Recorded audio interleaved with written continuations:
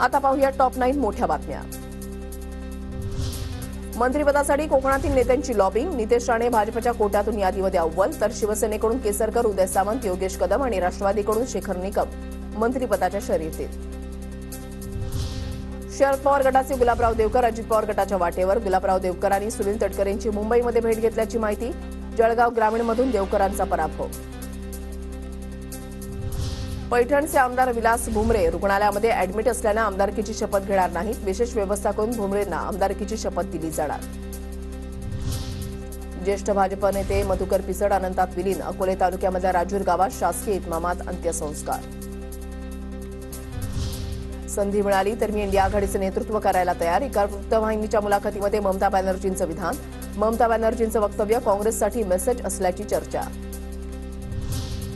वडिलांप्रमाणेच मुलांचाही प्रथम विधानसभेत सोबत प्रवेश। आर पाटील आणि अनिल बाबर यांच्याप्रमाणे रोहित पाटील आणि सुहास बाबर प्रथमच निवडणूक जिंकत विधानसभेत।